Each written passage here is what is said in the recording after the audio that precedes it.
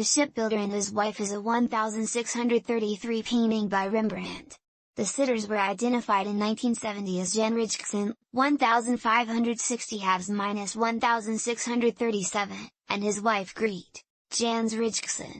Rijkson was a shareholder in the Dutch East India Company, and became its master shipbuilder in 1620. The painting has been in the Royal Collection since 1811. At this relatively early date, Rembrandt was accomplished at depicting the natural surfaces of wood, leather, skin, and hair, and he had become a fashionable portrait painter.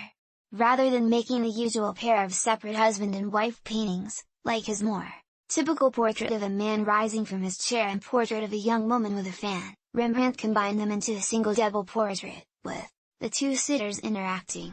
Rijkson is shown seated at a desk, where he has been making drawings of ship designs, holding a pair of compasses. His wife has just entered the room to hand her husband a written note. The letter shown in the painting is addressed to Jan Rijns. The drawing of a ship shown in the painting bears the signature and date, Rembrandt. F. 1633. This portrait is among the best documented of Rembrandt's works.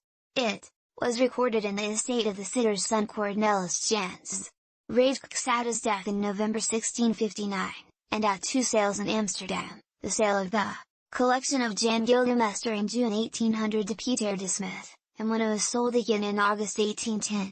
It was imported to England and sold at Christie's in London in 1811 to the Prince Regent, later King George IV, and remains in the Royal Collection.